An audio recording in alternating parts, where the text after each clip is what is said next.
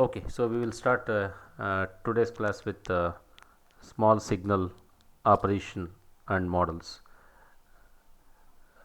I hope you don't have any doubt related to the last class. Last class we have covered biasing using collector to base feedback resistor. We have also covered biasing using two power supply prior to this, and this is also an important circuit that can be used as an amplifier.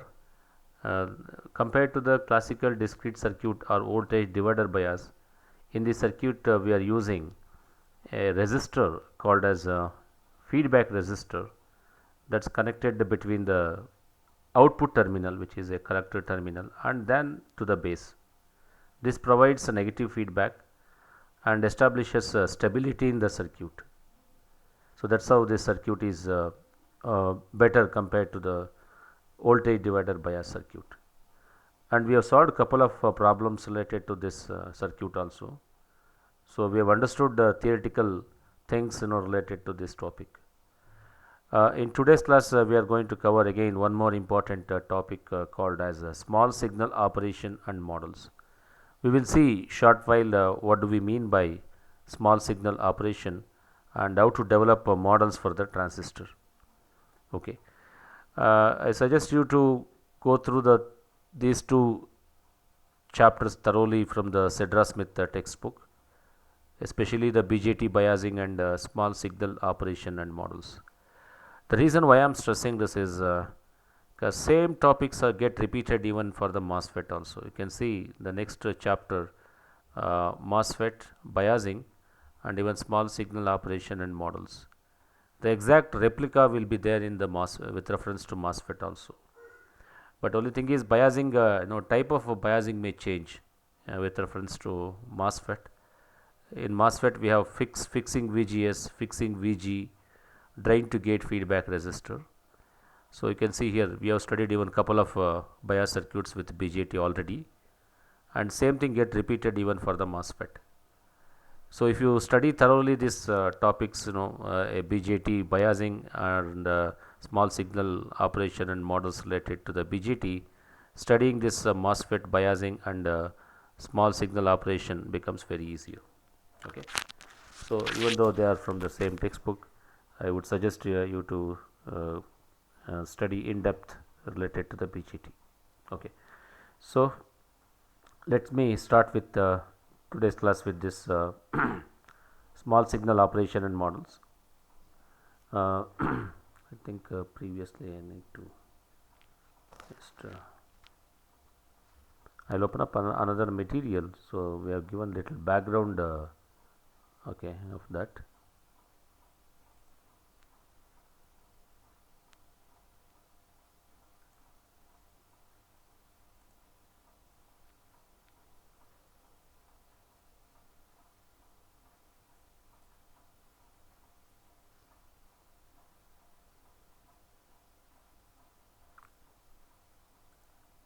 In this material the introductory part has been covered, so that's why I'm opening another material from my Google Classroom.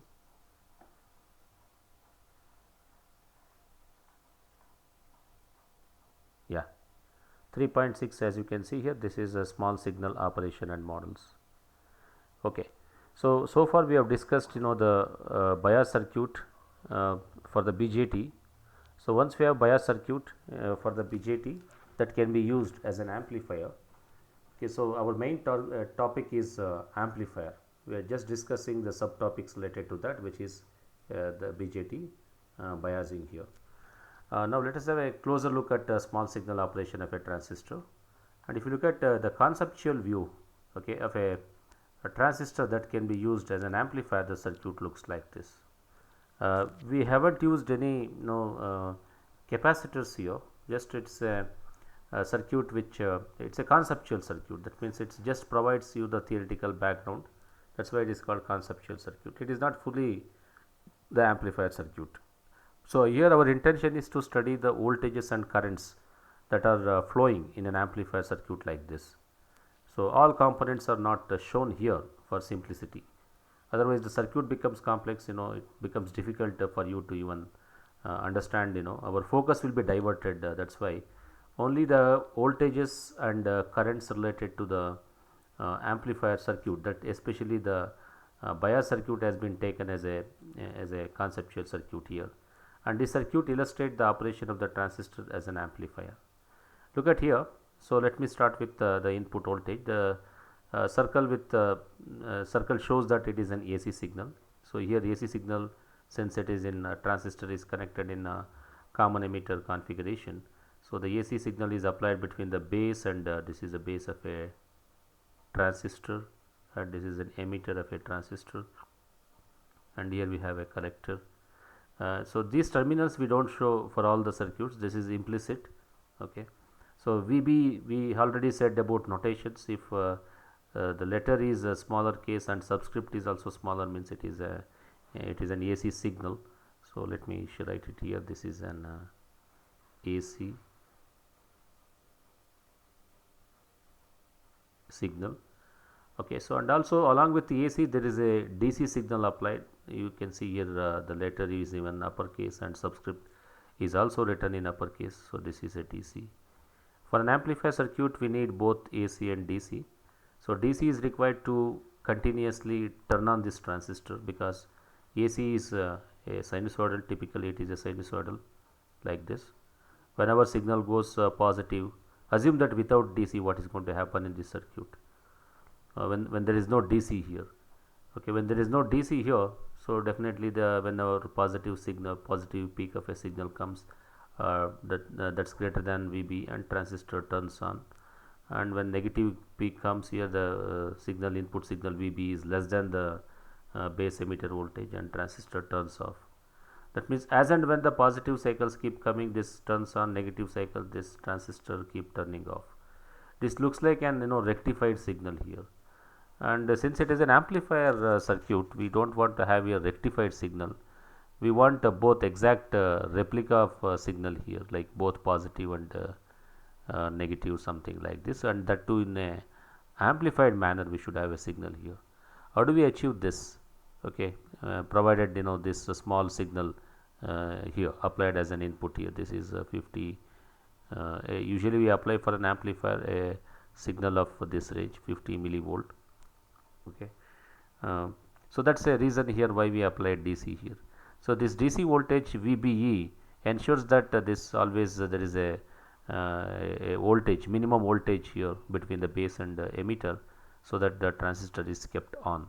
So transistor should not turn off for the negative cycle of the input AC wave, and that's the reason here the DC voltage VB is applied. Okay, and that's the reason even for studying bias circuit also. So it's our duty to maintain a transistor continuously in the on condition while applying AC along with that AC. So here as you can see that we have applied both AC voltage and AC signal and DC signal here, and therefore the total voltage between the base and the emitter is now sum of this AC and DC. Okay, so we already know from fundamentals that AC and DC what is going to happen. Suppose if I have a sinusoidal like this, okay, say positive peak is say 25 millivolt, okay, and the negative peak is say minus 25 millivolt, and this is superimposed with the DC, let us say. So this is a DC and this is an AC signal and this is a DC. What will be the resultant signal if I apply here the DC voltage as 1 volt, let us say, plus 1 volt, and if I superimpose this with AC with DC, that's what it is happening here, right? We have an AC signal here, and on top of that I am superimposing with the DC here. So what will be the net signal here? Anybody can guess?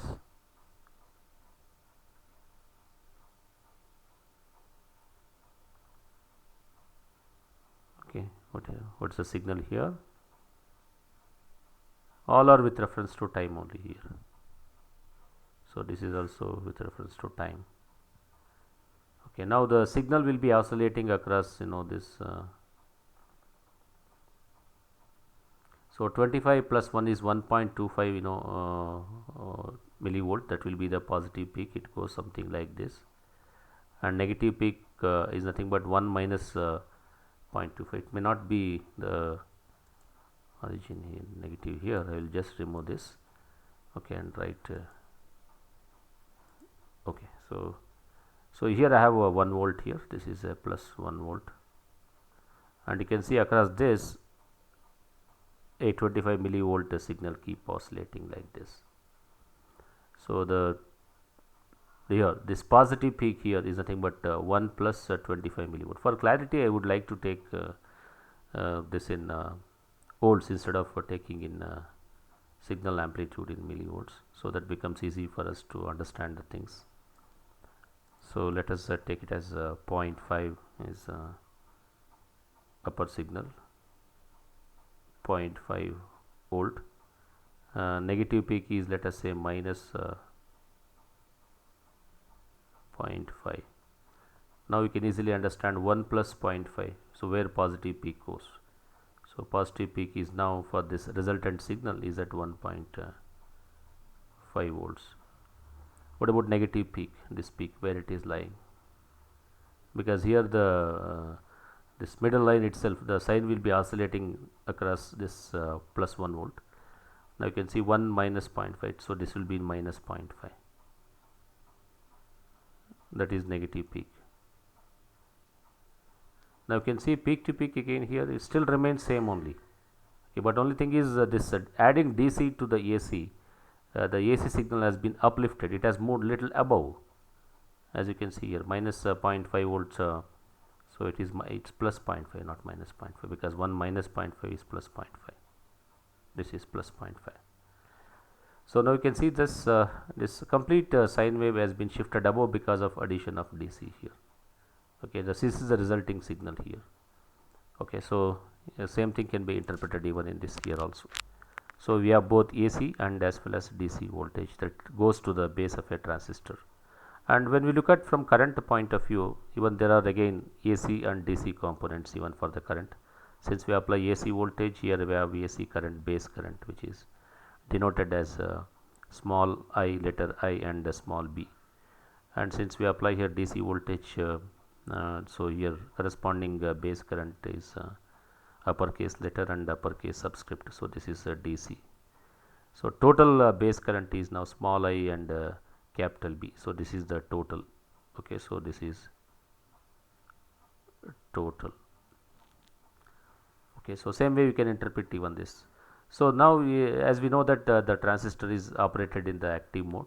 So we know that in the active mode the weak signal applied here gets an amplified here at the collector, and again here also at the output part of the circuit we have different things to interpret. There is a collector emitter voltage which includes both AC and DC component. So this is AC and this is DC component.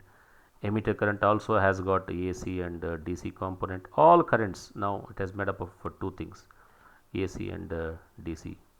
The one and only circuit that's an amplifier circuit which has got both AC and DC. That's why it becomes difficult for us to analyze these type of circuits. Okay, so this is the conceptual circuit. Once again I am reiterating that this is not a fully an amplifier circuit.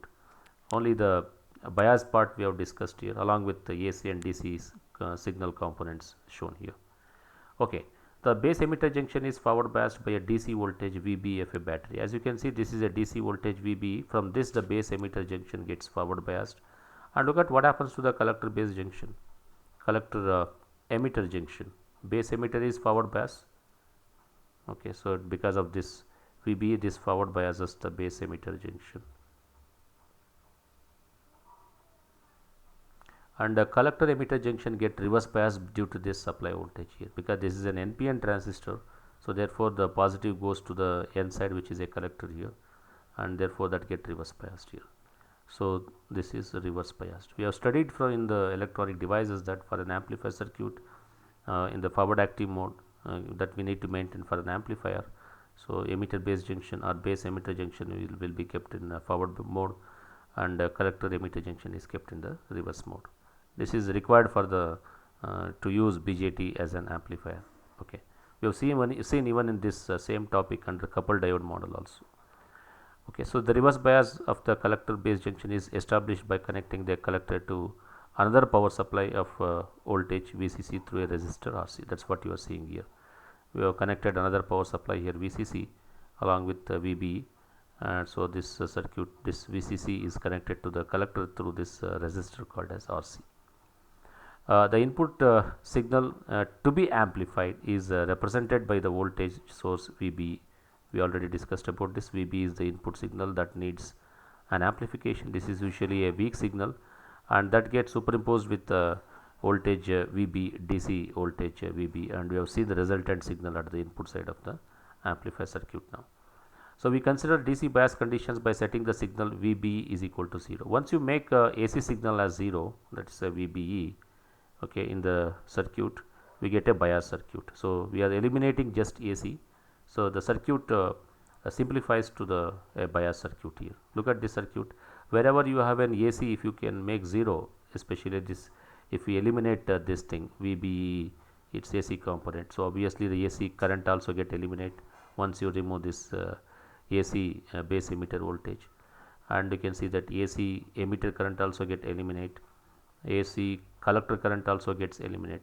So, the circuit simplifies to, when we do this, the circuit simplifies to the bias circuit. I hope you understand now what do we mean by bias circuit. Bias circuit means it should not have any AC signal here, it will have only the DC signal here. So, here this is a conceptual circuit that has both AC and DC component.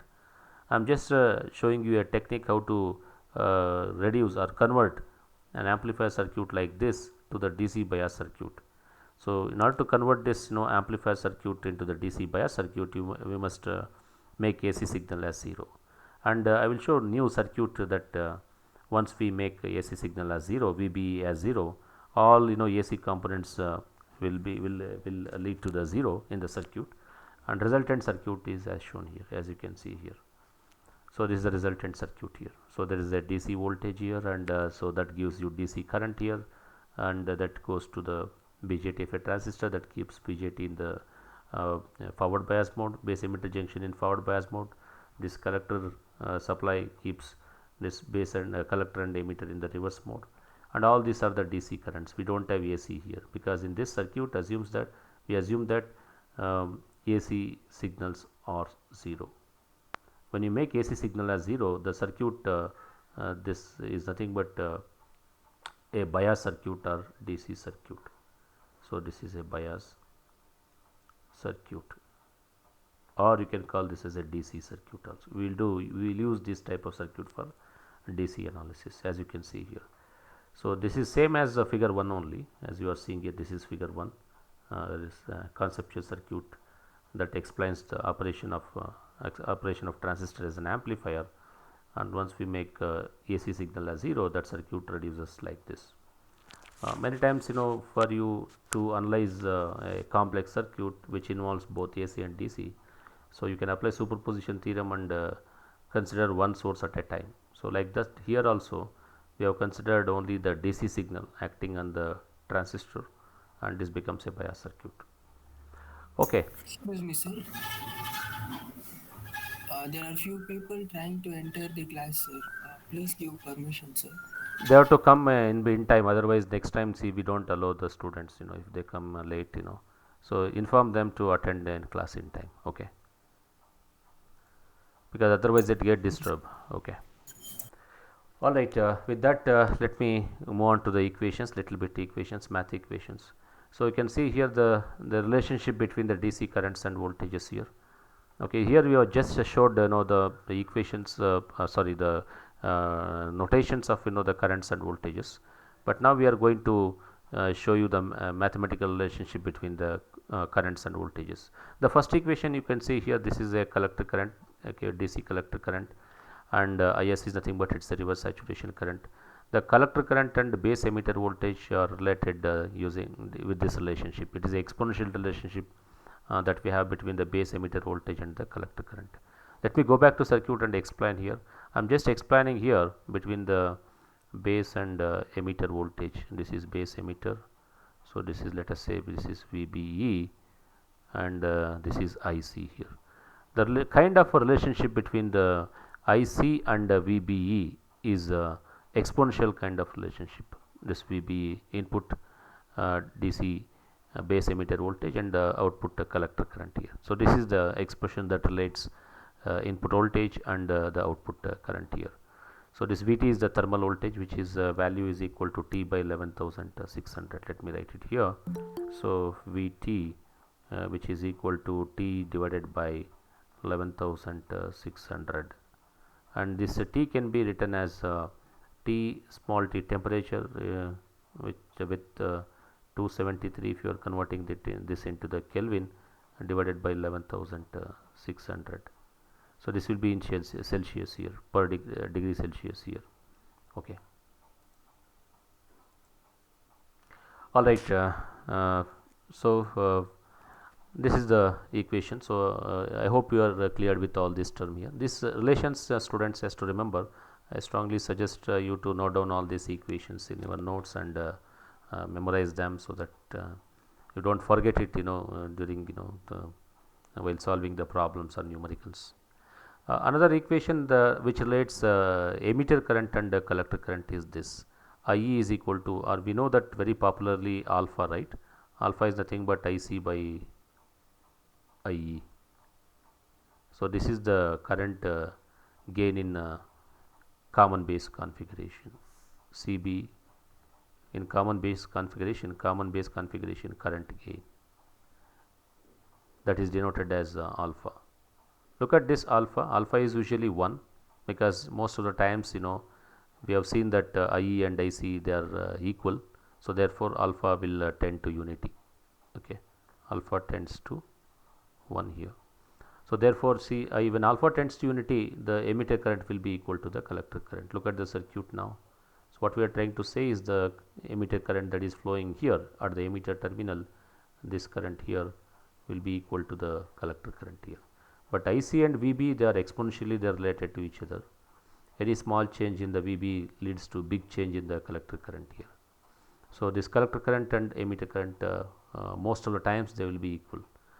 Practical values, if you ask me to give, the IE will be typically in the range of, let us say, in our numericals we have seen IE, we assume usually the 1 milliampere. In such case, IC will be 0.99 milliampere. Very less amount of variations, changes you see in the collector current. Okay, these are the practical values of IE and IC. Okay. Okay, the next thing is beta. Beta is the thing but which is the current gain in the common emitter configuration. So beta is very popular term here. This is with reference to this.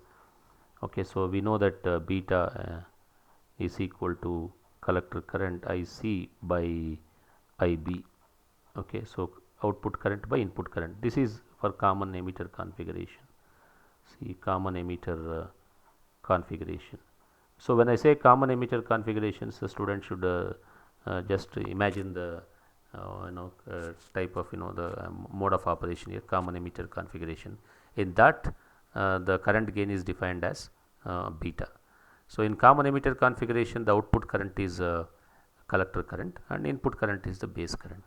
Like we have discussed alpha in common base configuration, right? In common base configuration, input current is emitter current and output current is the collector current here. So the gain is defined as alpha, and alpha tends to unity here. But here beta doesn't tend to unity. Beta is it will be a large value, because usually in common emitter configuration, the input current base current, which is going to be very small. So denominator is small, and we already said that for the small change in base emitter voltage, IC will be very large. So this collector current will be very large. So in fact, so the beta value will also be very large. Typical value of a beta will be in terms of hundreds and 200 like this. Okay, so this will be a very large value. Sometimes in examination, if beta values are not given, it's for a transistor, a student can use this value here. Okay.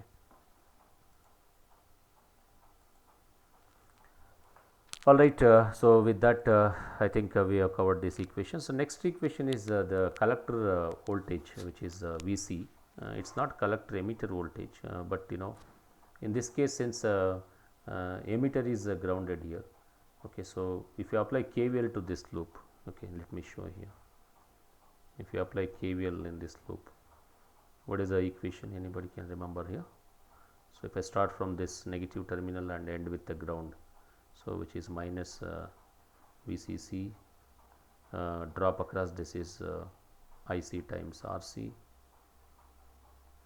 IC times RC, and drop across a transistor, it's a VCE plus VCE equals to 0. And from this, if you can estimate what is VCE, so VCE equals VCC minus IC times RC. Okay, and also we know that VCE equals VC minus VE. Okay, in this case emitter is grounded, so we can write here this VE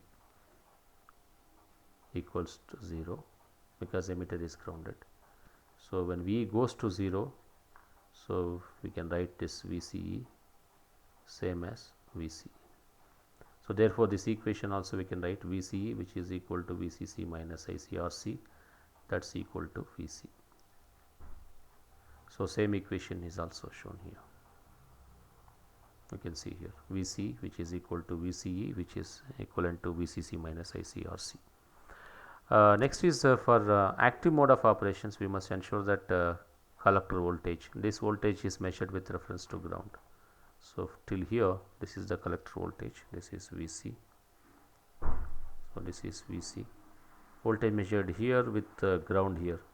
Okay, so this is ground here, same ground what you are seeing here. So that is the collector voltage. For this circuit both are equal, so VCE and VC both are equal here. Okay, so that's the thing here. So VC must be greater than this VB minus 0.4. So it is a condition which we must ensure that for BJT to be in the forward active mode. In most of the cases, we need to check this condition here. Once this condition is met, we can say that BJT is operating in the forward active mode. And also meantime we should allow reasonable signal swing at the collector here, because this signal swing all depends on the VC here. Okay, just like we said here, this VC here, because once the AC signal is applied here, the AC signal will be oscillating across the DC like this. Okay, and the DC voltage that is present here should allow proper swing here. We should have a positive swing and we should have a negative swing here. Okay, the reasonable swing should be allowed here. That's how we need to maintain a DC voltage here. DC voltage cannot be very high so that you suppress negative peak here, and the VC voltage here cannot be very negative or less. If that is the case, then we are suppressing the negative signal swing. Signal swing means it is like this. Suppose if you have a sinusoidal signal like this is called as a positive signal swing. Positive, this upper portion here, this is a positive signal swing. Positive swing, signal swing, SWING, and this is going to be the negative signal swing. Let me take a different color. So this is a negative signal swing, negative signal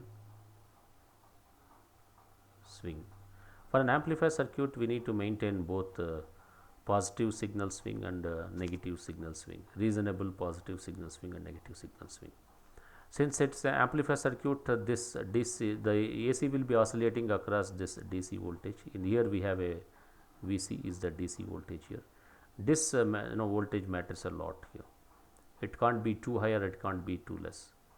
Okay, and also we should already told you the condition that VC also must ensure that okay, so that transistor operates in the active mode. Okay, so these two things students should take care while designing an amplifier circuit. VC must be greater than this. Meanwhile, VC must allow proper signal swing at the collector here, AC signal swing at the collector. Otherwise we lose a signal at the collector here. Okay. So with that we will move on to the next topic, which is the collector current and the transconductance. Further I will be discussing the definitions of these things and a little bit of mathematical derivations. So whenever you have any doubt you can ask me. Okay, so you can just turn on your mic and you can ask me the questions related to the today's class. Okay. All right, the collector current and the transconductance. Let us define the transconductance by okay, so having this circuit here. Let's consider this circuit here. So here the signal VB is applied as shown here. This is the DC bias circuit here. So DC bias circuit doesn't have any AC source here. Here it's eliminated here, DC source here. So this is the bias circuit, since we are already familiar with the equations. Now let us say total instantaneous base emitter voltage VBE. Now you can see here, as we already discussed here, the total voltage VBE base emitter voltage is equal to DC base emitter voltage and AC base emitter voltage. Now we have a current here corresponding output current, which is the collector current here, total collector current, which is equal to Is times e to the power of VB by Vt. Now this VB must be equal to this. This is the total base emitter voltage must be considered here. This is an amplifier circuit. We should have both the AC component and the DC component. This is the input signal that is applied. Okay, total input signal that is coming between the base and the emitter. And now that we are now finding the relationship between the input voltage and the output collector current for an amplifier circuit. We know that how this collector current is related to the base emitter voltage. It's related with an exponential equation like this. So the output collector current is now is equal to Is times e to the power of total base emitter voltage. As you can see here, this is the same term which comes here, divided by the Vt. So let us label this as equation 2 here. Now we can simplify this further, since VBE has got two components, which is DC component and the AC component. Now we can substitute in place of VB both DC component and the AC component here. So now the expression becomes, collector current expression becomes Is into e to the power of VBE DC base emitter voltage and AC base emitter voltage divided by Vt, which is the thermal voltage. Now we can further expand this exponential term here. As you can see here, we have just splitted this exponential term into two parts. E to the power of VB by Vt we have taken as first term, and the second term e to the power of this small Vb AC Vb by Vt, that is second term here. And we are clubbing that this first term with this Is. So you can see here, this is Is into, we are grouped here with this, and the second term we have kept as it is here. This is an AC, this is a exponential term that involves AC signal, AC base emitter voltage. Okay, so now this is IC collector current. Now total collector current is now equal to this expression here, and this since it has got the DC base emitter voltage here, this can be denoted as the DC collector current here. So therefore the overall or final expression for the collector current is now IC, total collector current in the amplifier circuit is, it has got a DC collector current into e to the power of this term is kept as it is, because this term we have denoted as the one I showed in flower bracket, that I denoted as a DC collector current here. So adjacent to this I have written here, you can see that the DC collector current IC is equal to Is into e to the power of Vb by Vt here. So this is the DC collector current. Now total collector current is now, which has got DC component. So this is the DC component multiplied with e to the power of VBE, which is AC component, by Vt here. Let us call this as equation 2 here. And further we need to apply some mathematical rules here to simplify this equation in order to eliminate this exponential part here. Okay, so for that we will do certain assumptions here. Now here since it's a small signal operation we are discussing here, small signal in the sense the input AC signal must be very much less than this Vt. Vt typical value, I showed you the expression for Vt, just let me go through.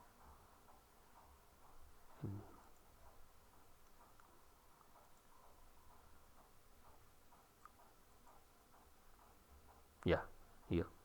So this is the expression at room temperature. Say if I take it as a 27 degrees Celsius, this Vt value up is approximately equal to 25 millivolt. Okay, so at the room temperature, if I substitute here as 27 degrees Celsius, so this becomes 300 by 11,600. You can calculate that value. Approximately it is 25 millivolt. Okay, so that is the case here.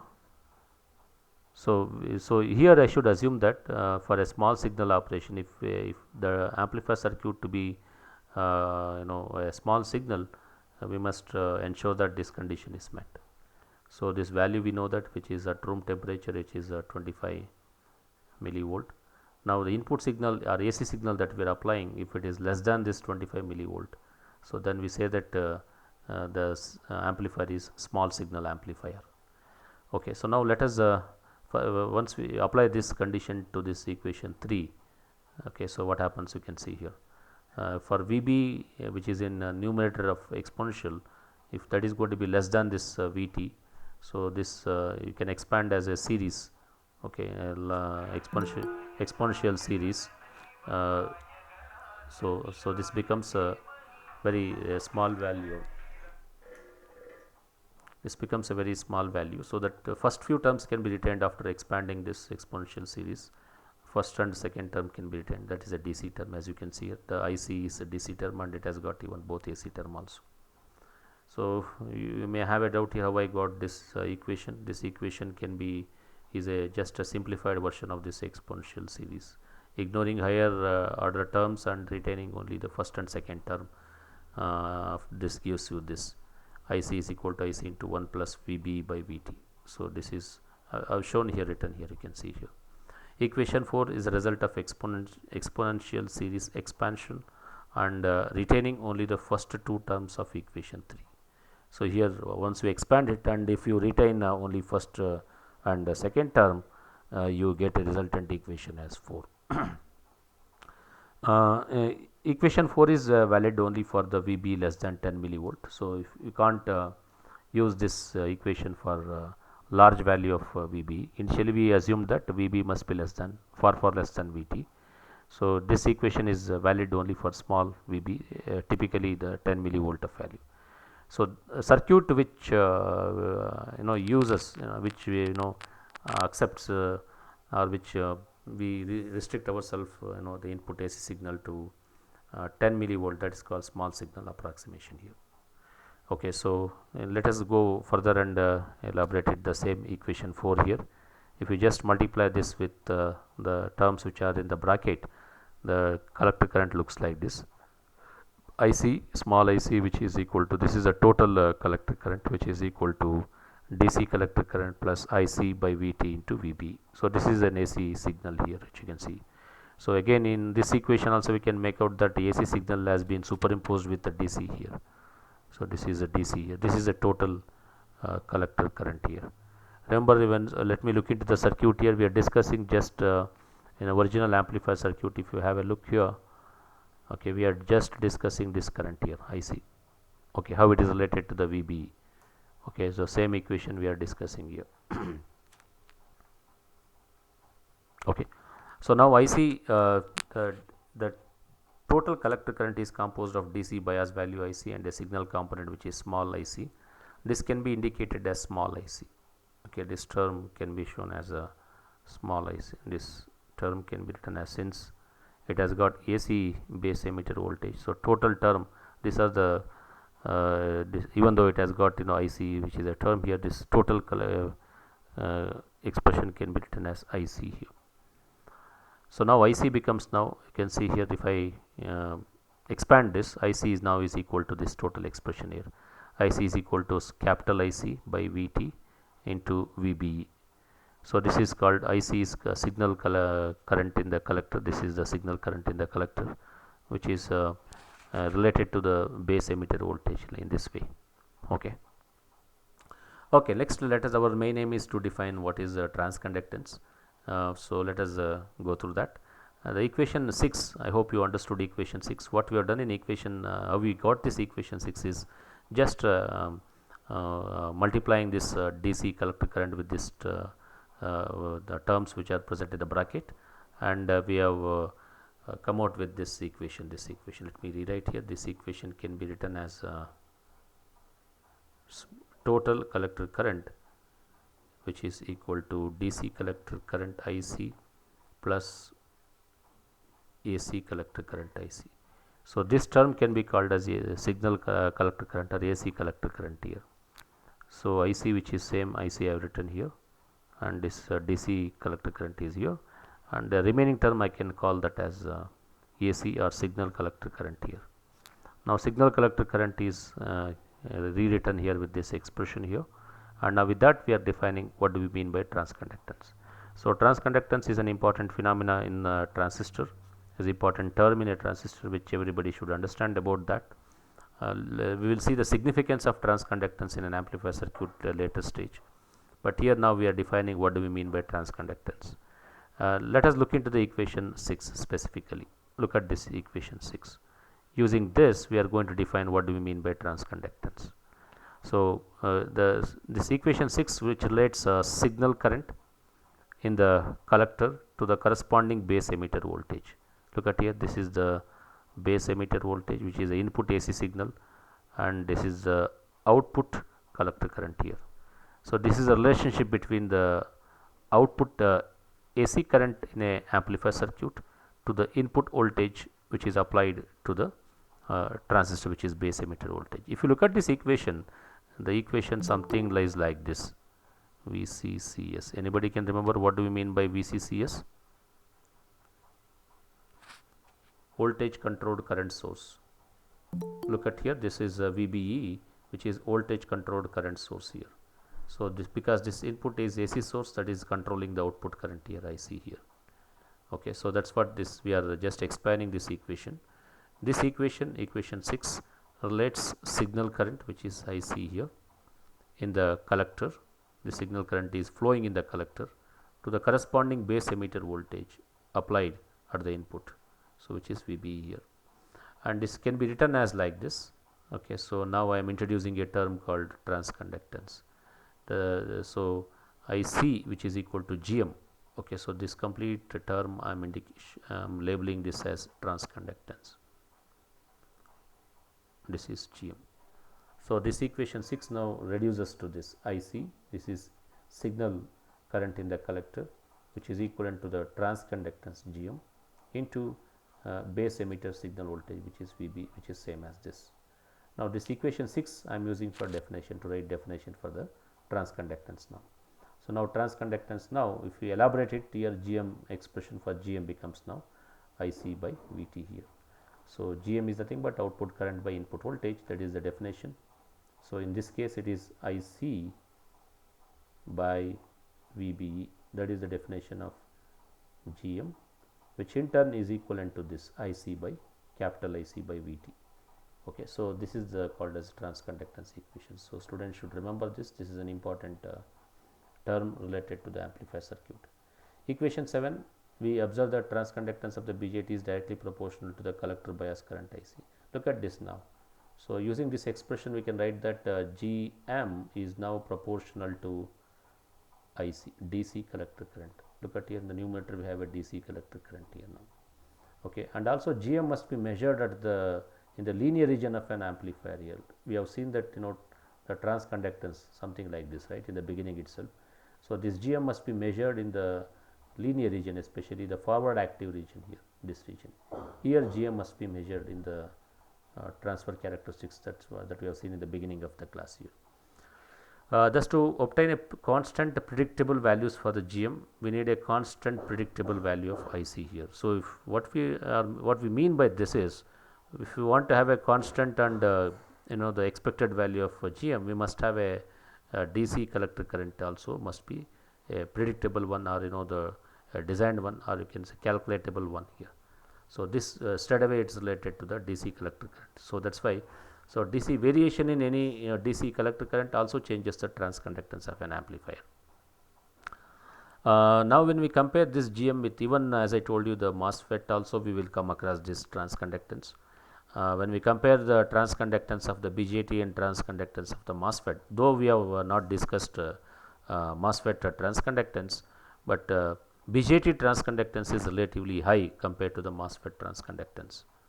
Okay, what do you mean by high here? Anybody can guess here? Look at that by looking at the definition here. So look at here, why we want to have higher transconductance here. So if you look at this expression here, what transconductance tells us is a small input voltage makes a very big current here.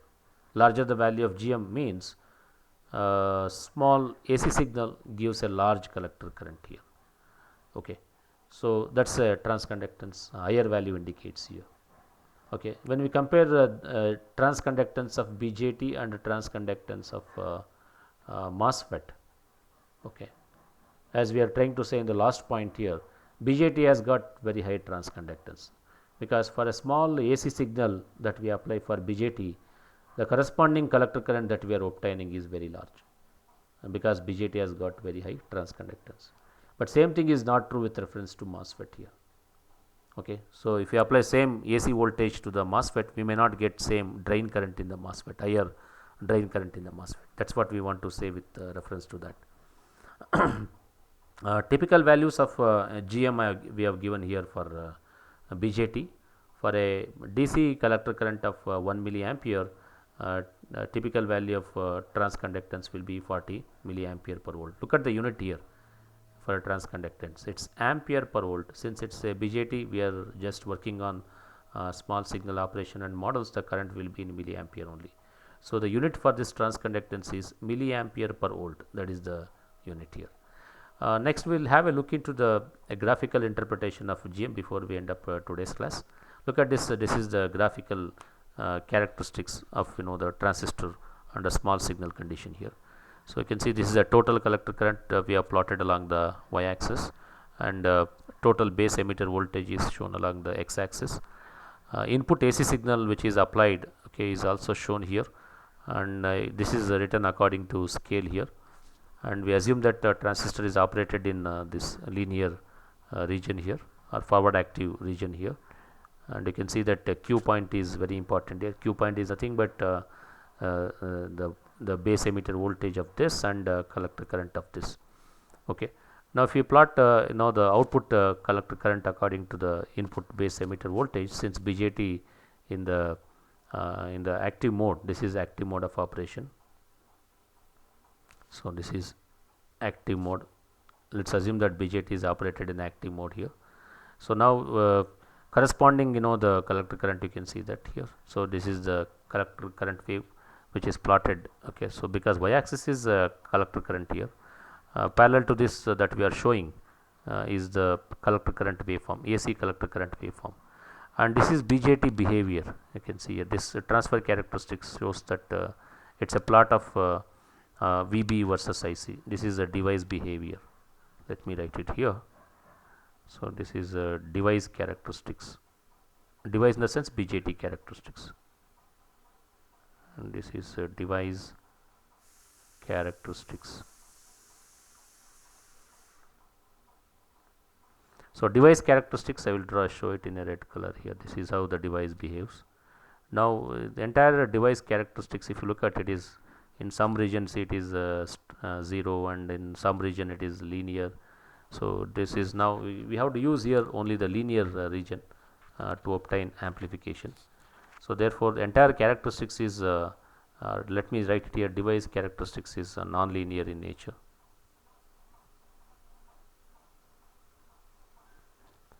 But only we are using here linear region of this characteristics, especially this region where it looks like a straight line here. We don't want to use entire characteristics of a device. We are using just a small portion of this characteristics. And now if I superimpose this, okay, the AC signal, okay, by adding DC to that. So you can see here this is a VB is a DC, and a VB, small VB is an AC signal. Once we add AC to this DC, the signal get uplifted here, and we should ensure that this VB is VB must be such that this AC signal is oscillating in the active mode here. So to operate BJT in an active mode, this VB DC base emitter voltage is very important here. Now this ensures that BJT is operating in the active mode. So now the AC signal, which is a oscillating wave, a small signal that is applied here, becomes a large signal in like a strength you can see here. And this behavior is called as VCCS behavior, voltage controlled current source behavior of a device, because see, the device you are applying input voltage and the corresponding output current is generated here. So this is called linear operation of a transistor here. Okay. And finally, with reference to this curve, we write this definition for transconductance. So total transconductance of a device is IC by VBE. So though we have shown here for AC transconductance as this where is that so this IC by VBE. Okay, now we can also show for this total transconductance is total collector current to the total base emitter voltage, provided if the transistor is operated in the proper the region, which is especially the active region of operation here. Okay. So this condition already we told, VB must be very small, so that the device operates in the operates as a small signal amplifier here. So this is a VCCS behavior. VCCS behavior means it's a base, the input is applied between the base and emitter, output is obtained between the collector and emitter, and so output we are drawing is the current and input applied is the voltage here. So the GM denotes the VCCS behavior, because GM is nothing but it's a transconductance, right? Conductance means it's output current by input voltage. Okay, so this is just a amplifier circuit shown in terms of block diagram. Okay. So in the active mode, VC is independent of IC, so that's very important here. VC should not depend on the IC, and we also showed that the resistance part, if we talk here, output resistance, ideally it will be infinity for an amplifier, but practical value it's not equal to infinity. Okay, so so we'll discuss this resistance part in the later stage also, because we need to derive expressions for the resistance of an amplifier circuit here.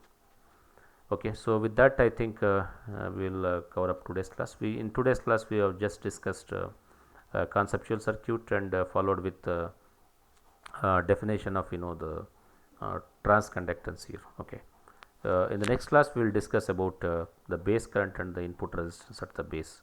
So now we'll find out the expression, mathematical expression for the input resistance of an amplifier, especially in common emitter configuration here, using this the base current expression here. Okay, that will be covered in the next class here. So with that I will stop it here. If you have any questions, I can take it then offline.